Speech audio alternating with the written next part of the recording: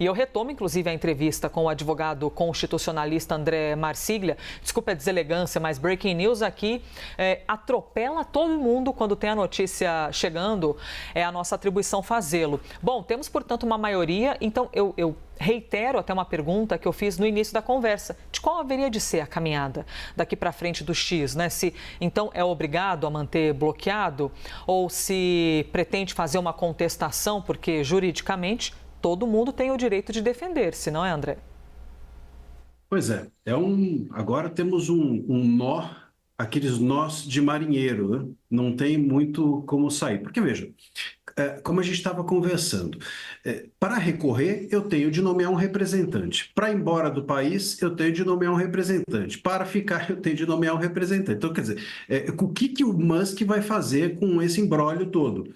O STF já contou para a gente o que ele vai fazer, que é manter a decisão e bancar a decisão monocrática do ministro Moraes. Agora, o que o Musk vai fazer em relação a isso é que eu acho que é a grande incógnita dessa história.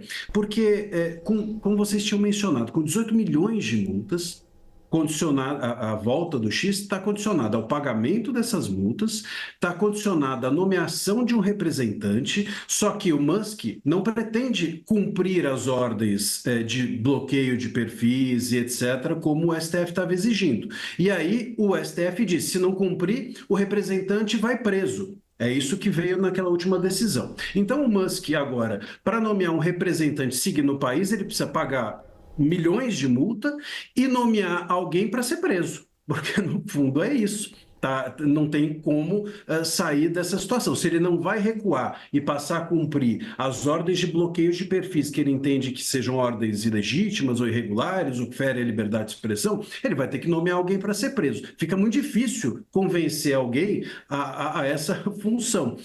Então, eu não... E se ele, para fechar a empresa aqui regularmente, ele vai, ou recorrer, ele vai precisar nomear alguém. Então, eu não vejo como o Musk consiga sair desse imbróglio de forma regular.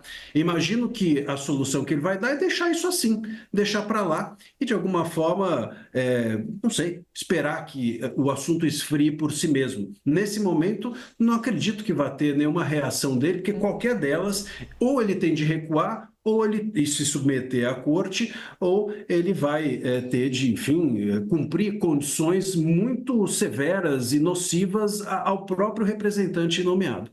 E ocorreu, Basília Rodrigues, aquilo dentro do que era o previsto, né? Que vocês adiantaram para a gente, que era muito provável que ocorresse ali um acompanhamento mesmo da ideia do relator, que é Alexandre de Moraes.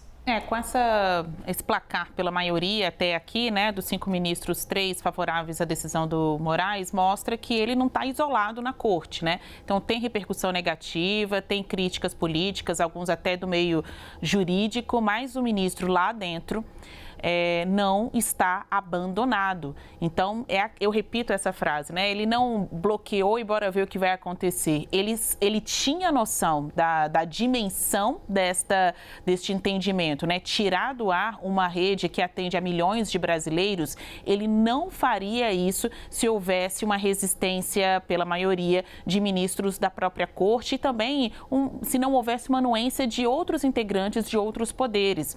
O Moraes não está isolado no STF ao tomar esta decisão. Há outros ministros que concordam, que lhe dão razão. E não é a razão só do Moraes, ainda que ele seja o ministro relator. É a razão da instituição, o Supremo Tribunal Federal. É assim que a justiça brasileira está elevando o seu patamar de reação a pessoas, empresas que venham a incorrer em crimes em nome de uma aludida liberdade de expressão.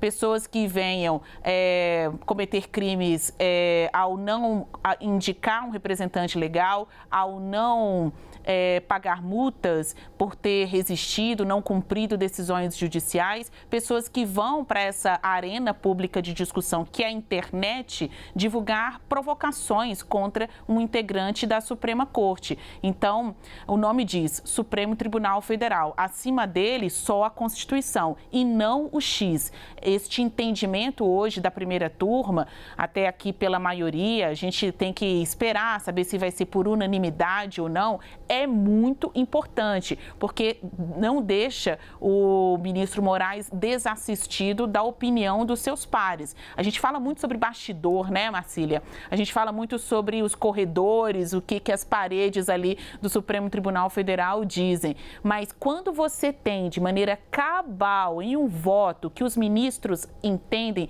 e concordando com a força de uma decisão como essa do ministro Moraes, que de uma vez sacou fora, suspendeu uma rede tão poderosa quanto o X, você tem aí uma disputa de poderes. E nesta decisão, nesta arena, não é o X mais poderoso do que o Supremo Tribunal Federal.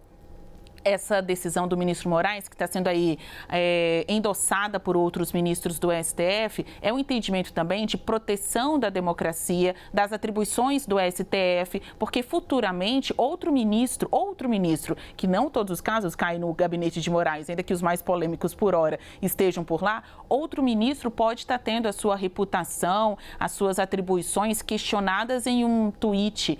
Entenda, liberdade de expressão não é liberdade de agressão. A gente não está falando que as pessoas não possam discordar, não gostar do STF, mas tem que saber fazer isso sem cometer crimes. A resposta hoje da primeira turma é também a isso, a quem não compreende o que é a liberdade de expressão no país. E aqui eu não estou dando a minha opinião, sei que existem outros juristas, outras constitucionalistas até que questionam esta virulência pelo STF, mas a resposta hoje, ainda que seja por uma parte da corte, está bem clara, né? Nenhum tipo de artifício contra os ministros, mesmo querendo expor um deles, Alexandre de Moraes, ir na onda das críticas políticas, nenhum artifício vai ser aceito. E se preciso for, o X pode até ser banido do país. Por hora, segue suspenso. Para reverter essa decisão por um acordo, só se pagar a multa ou apontar aí o seu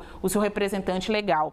Marcília, eu queria que você respondesse, se possível, sobre isso. A decisão até aqui está em 3-0, mas a gente está falando de uma corte com 11 ministros. Até o fim da manhã, possivelmente pelo ritmo, né, que as coisas estão aqui, a gente vai ter a opinião de 5 ministros, que é a quantidade de magistrados que compõem a primeira turma. Você acha que essa decisão do Moraes fica mais ou menos apoiada por ter sido debatida em turma e não em plenário?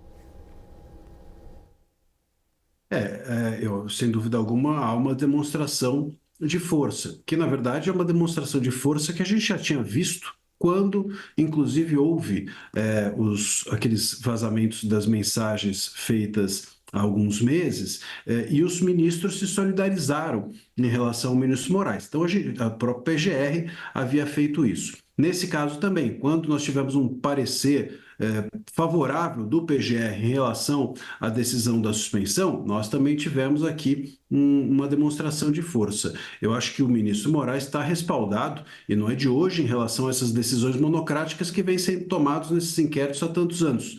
Eu acho que essa é uma visão da corte. Seria impossível pensar que eles não se conversam a respeito disso.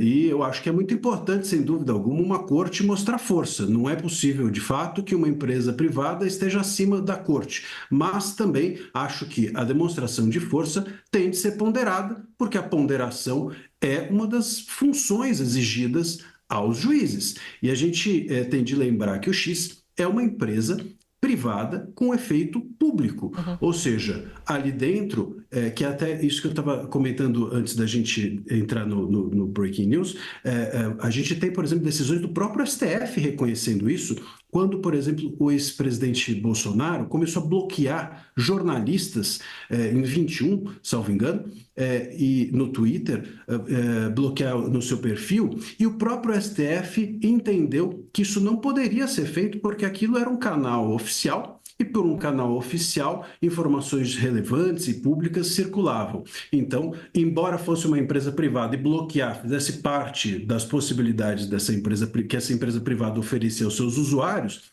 ela tinha um efeito público. E aí, por isso que uma decisão como essa de banir a empresa afeta também a esfera pública e precisa ser ponderado, entendo eu, com um pouco mais de tranquilidade, que entendo não ter havido, porque seria possível pensarmos em outras medidas um pouco mais cautelosas do que o banimento. Agradeço aqui a presença, o advogado constitucionalista André Marsiglia. Muito obrigada pela gentileza. Bom dia. Obrigado, Elisa. Bom dia.